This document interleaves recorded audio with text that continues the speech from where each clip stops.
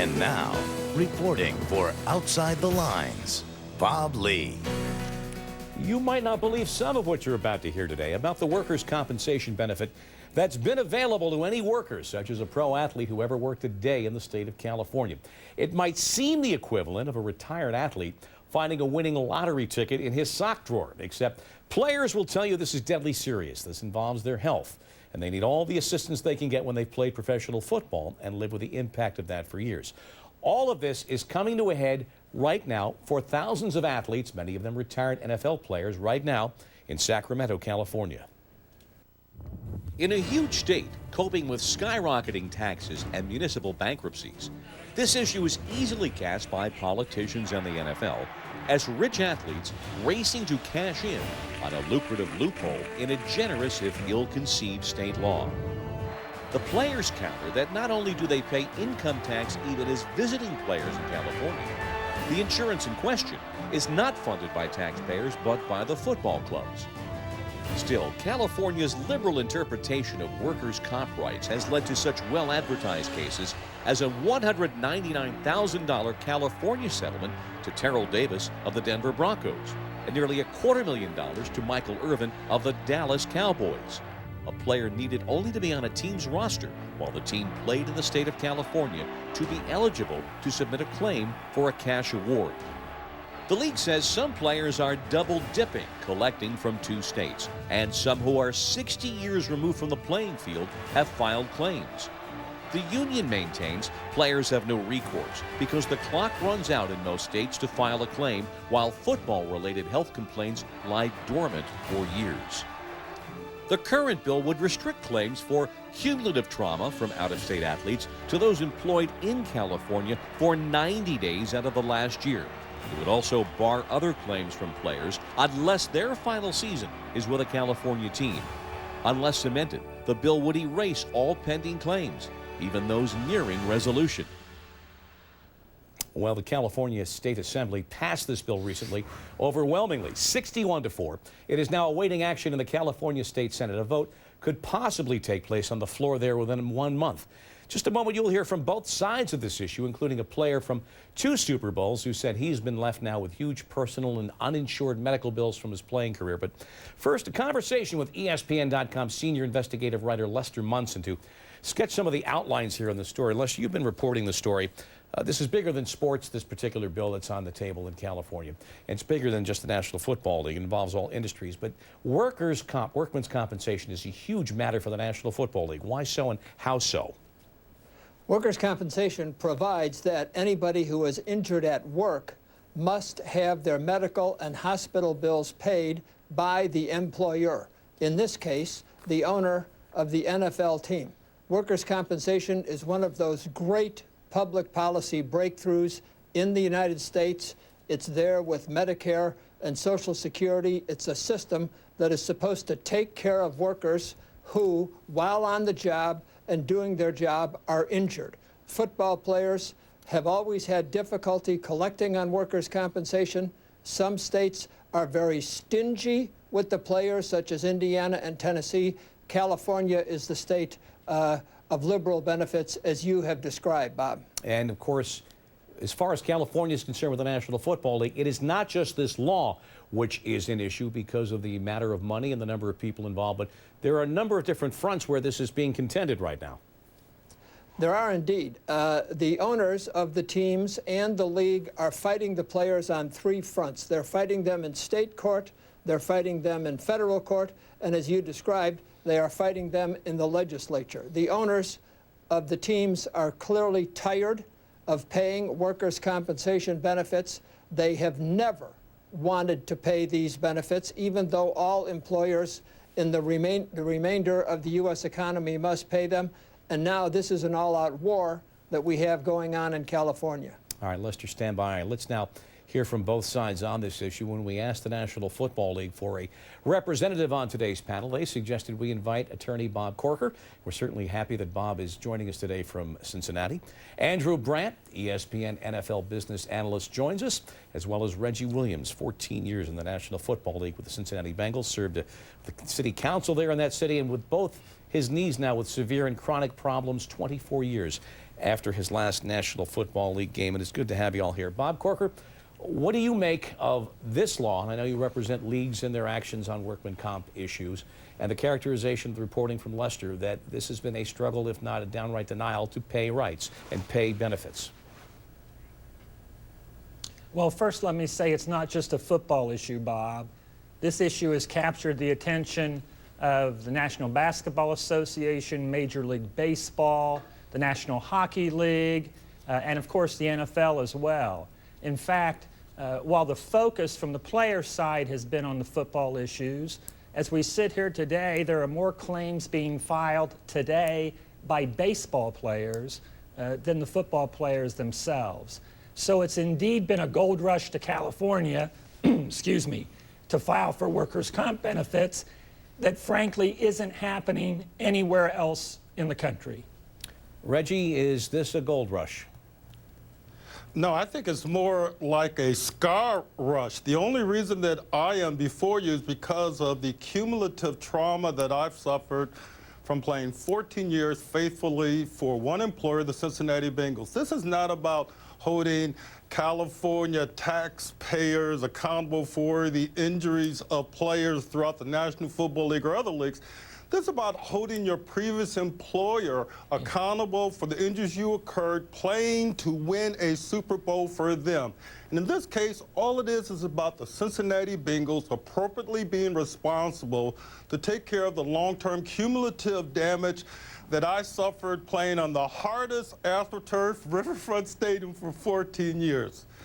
But Reggie, so the very premise of I was going to say, there is an appearance issue here, at the very least, the way at least it's being presented by proponents of this bill. Again, this bill wants to, in their words, close the loophole. And that until recently, in fact, this might actually also be in dispute, we can even drill down on this, to simply pay or play one game in the state of California or exhibit that some of your cumulative trauma happened there, even in a minute amount, enables you to go into California and file a claim. You will admit that on its surface, a lot of people, their jaws are going to hit the floor when they realize that.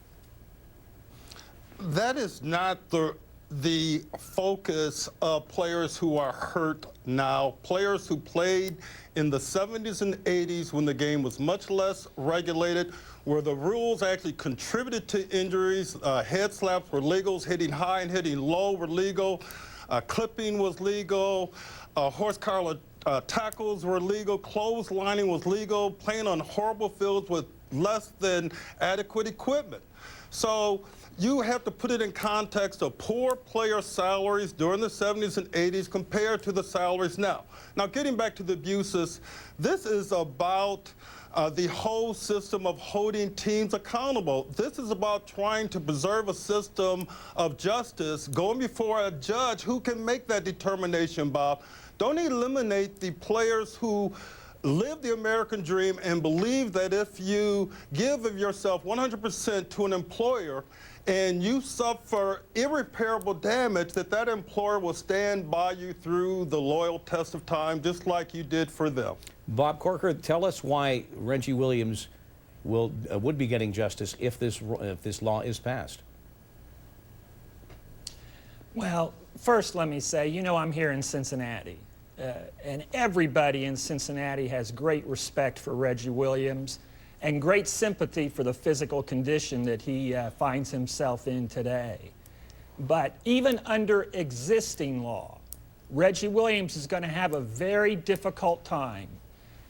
Irrespective of Assembly Bill 1309, filing a successful workers' comp claim in California for reasons we can discuss. First, what you've emphasized, Bob, the fact that he only played a handful of games in California and otherwise had no connection to the state whatsoever. How many, Reggie? We understand I played that. 20 games, and other connections I have to state is I had my very first operation in Centinela Hospital in Los Angeles. Also, when I was working for the National Football League, for you guys, I was the idea behind NFL Youth Education Town was sprouted out after Super Bowl 27 in Pasadena as a response to the Rodney King riots. I can go on about my involvement in California on behalf of the Cincinnati Bengals as a player in the National Football League, as a person that cared about kids kids, youth. All right, let me bring Andrew Brandon, who's been listening very patiently. We talked about, yes, there's substance here. There is emotion. There's incredible lobbying going on in Sacramento. And, of course, each side, for and against the tightening of the so-called loophole, will, of course, emphasize the outlier cases. Give me your impressions as a man who's sat in the room when players have been cut. You know, the thing is, Bob, we've got extremes here. You've got a situation like my old friend Reggie Williams, who's in the show here, and what's happened to him. But you mentioned the abuses, and I saw a lot of those abuses. I would just roll my eyes sometimes, Bob, as an executive with the Packers, where I would get on my desk a claim in California of a player whose only nexus to that state was maybe he played in a preseason game there, or maybe he has an agent who lives out there, or maybe he traveled there with our team even though he didn't play there or during that game. That frustrates you. And these are the type of abuses they're trying to fix with this. The question is, does it go too far? Reggie's issue and a lot of players' issues are these latent injuries that come up later, that come up way past the statute of limitations. California's trying to close those, and I think we have good minds out there between the lobbyists and between the people with the bill as how do we fix this so we don't buckshot all these players like Reggie that have legitimate claims and fix the abuses that I see so often with players just trying to get their last lick of income from very limited time in the NFL or in California. That's what we're trying to fix here. I think the bill is well-intentioned, but the question is, does it go too far with these? Lester, please. I'm not so sure the bill is well-intentioned. In the reporting that I've done, for every case of abuse, for every player who was there for a preseason game, there are 30 or 40 players who have legitimate injuries that occurred while they were working for their teams in the National Football League. Take the case, for example, of Junior Seau. He obviously played most of his career in San Diego. His benefits would be killed, completely eliminated, if this bill goes through as it is written. I really don't see how that is a Bob, let me well-intentioned interject for a bill second to have here a heroic to what player Lester like just that said about be Junior denied all of his Seau. benefits. Go ahead, Bob Corker. We've worked closely with the Assembly in the drafting of this bill. Word by word, Mr. Munson simply missed the mark. Because Junior played for a San Diego team, all right, in the state of California, this bill will not interrupt his benefits one iota. That is not true. I've read the bill. I know the language of the bill. He has a cumulative repetitive trauma case, and it's going to end if the bill goes through. Reggie, let me ask you this. The National Football League wanted to be very sure we were very aware of all the benefits they apply and grant to retired and injured players, and between the array of benefits from the retirement plan, from disability, from the 88 plan for neuro and cognitive problems, life improvement, Medicare supplement, long-term insurance, the numbers that they present as being part of their benefits are huge. Implicit in that is we do a lot. How much and where does the league responsibility end, if ever? What's your answer to that? Well, it's close to a $10 billion industry that's success and popularity is predicated on fans from all ages embracing this game from very young for the rest of their lives. And so I'm not sure if you can put a time limit when the heroes who played the game for their fans collectively in pursuit of a championship. And the injuries that I have, while significant and severe, there are so many players who are worse off than me that didn't have a chance to be an executive for Walt Disney World for 14 years, and didn't have an Ivy League education, were not counseled by their teams or agents about long-term medical care and financial responsibility. So I think this is a shared effort. We have to get the NFL, the Cincinnati Bengals, each team. The National Football League Players Association also has a responsibility in the collective bargaining agreement, because at the end of the day, America doesn't want its heroes in its most popular sport limping around and frustrated at the end of their lives. This is a great game, and I'm here hopefully to encourage owners to keep making it a great game for future generations.